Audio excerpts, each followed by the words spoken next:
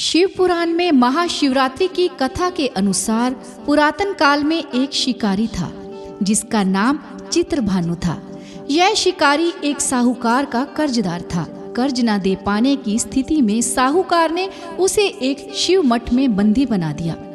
संयोग से जिस दिन से बंदी बनाया उस दिन महाशिवरात्रि थी। साहूकार ने इस दिन अपने घर में पूजा का आयोजन किया। पूजा के बाद कथा का पाठ किया गया। शिकारी भी पूजा और कथा में बताई गई बातों को ध्यान से सुनता रहा। शिकारी ने साहूकार से ऋण चुकाने का वादा किया।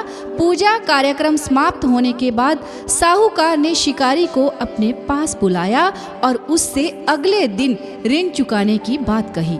इस पर शिकारी ने वचन दिया। साहूकार ने उसे मुक्त कर दिया। शिकारी जंगल में शिकार के लिए आ गया। शिकारी की खोज में उसे रात हो गई। जंगल में ही उसने रात बिताई। शिकारी एक तालाब के किनारे एक बेल के पेड़ पर चढ़कर रात बिताने लगा। बेल पत्र के पेड़ के नीचे एक शिवलिंग था जो बेल पत्रों से ढक चुका था। इस बात का शिकारी को कुछ भी पता नहीं था। आराम करने के लिए उसने बेल पत्र की कुछ शाखाएं तोड़ी। इस प्रक्रिया में कुछ बेल पत्र की पत्तियां शिवलिंग पर जा पड़ी। शिकारी भूखा प्यासा उसी स्थान पर बैठा रहा। इस प्रकार से शिकारी का व्रत हो गया। तभी गर्भिंगनी हिरनी तालाब पर पानी पीने के लिए आई। हिरनी को शिकारी ने जाने दिया। शिकारी ने धनुष पर तीर चढ़ाकर हिरनी को मारने की जैसे ही कोशिश की वैसे ही हिरनी बोली, मैं गर्भ से हूँ, शीघ्र ही बच्चे को जन्म दूंगी। तुम एक साथ दो जीवों की हत्या करोगे, यह उचित नहीं होगा। मैं अपने बच्चे को जन्म देकर शीघ्र ही तुम्हारे पास आ जाऊंगी, तब तुम मेरा शिकार कर लेना। शिकारी ने तीर वापस ले लिया। हिरनी भी वहां से चली गई। धनुष रखने के कुछ बिल पत्र पुनः टूटकर शिवलिंग पर गिर गए। इस प्रकार उससे अनजाने में ही प्रथम पहर की पूजा पूर्ण हो गई। कुछ देर बाद एक और हिरनी उधर से निकली। पास आने पर शिकारी ने तुरंत ही धनुष तीर पर चढ़ाकर निशाना लगा दिया। लेकिन तभी हिरनी ने शिकारी से निवेदन किया कि मैं थोड़ी देर पहले ऋतु में निवृत्त हुई हूँ, कामातुर विरहिणी हूँ, अपने प्रिय को खोज रही हूँ। मैं अपने पति से मिलकर तुम्हारे पास आ जाऊंगी। शिकारी ने इस हिरनी को भी जाने दिया। शिकारी विचार करने लगा। इसी दौरान रात्रि का आखिरी पहर भी बीत गया। इस बार भी उसके धनुष से कुछ बेल पत्र शिवलिंग पर जा गिरे। इस प्रकार उसके द्वारा दूसरे पहर की पूजन प्रक्रिया भी पूर्ण हो गई। इसके बाद तीसरी हिरनी दिखाई दी जो अपने बच्चों के साथ उधर से गुजर रही थी। शिकारी ने धनुष उठाकर निशाना साधा। शिकारी तीर को छोड़ने ही वाला था कि हिरनी बोली, मैं इन बच्चों को इनके पिता को सौंप कर लौट आऊंगी, मुझे अभी जाने दो। शिकारी ने ऐसा करने से इनकार कर दिया। उसने बताया कि दो हिरनी को मैं छोड़ चुका हूँ।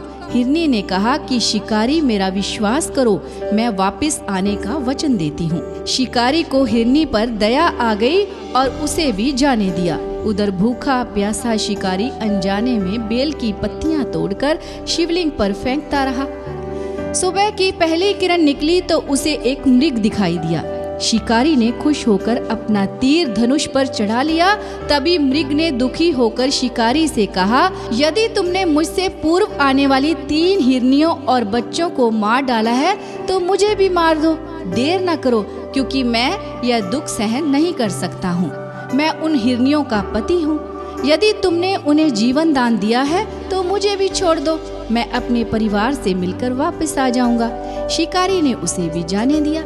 सूर्य पूरी तरह से निकल आया था और सुबह हो चुकी थी। शिकारी से अनजाने में ही व्रत, रात्रि जागरण, सभी पहर की पूजा और शिवलिंग पर बेल पत्र चढ़ने की प्रक्रिया पूरी हो चुकी थी। भगवान शिव की कृपा से उसे इसका फल तुरंत प्राप्त हुआ। भगवान शिव की कृपा से शिकारी का हृदय बदल गया। शिकारी का मन निर्मल हो गया। कुछ देर बाद शिकारी के सामने संपूर्ण मृग परिवार मौजूद था ताकि शिकारी उनका शिकार कर सके। लेकिन शिकारी ने ऐसा नहीं किया और सभी को जाने दिया। महाशिवरात्रि के दिन शिकारी द्वारा पूजन की विधि पूर्ण करने के कारण उसे मोक्ष प्राप्त हुआ। शिकारी की मृत्यु होने पर यमदूत उसे लेने आए तो शिवगणों ने उन्हें वापस भेज दिया। शिवगण शिकारी को लेकर शिवलोक आ गए। भगवान शिव की कृपा से ही अपने इस जन्म में राजा चित्रभानु स्वयं के पिछले जन्म को याद रख पाए और महाशिवरात्रि के महत्व को जानकर उसका अगले जन्म में भी पालन कर पाए। जय भोलेनाथ।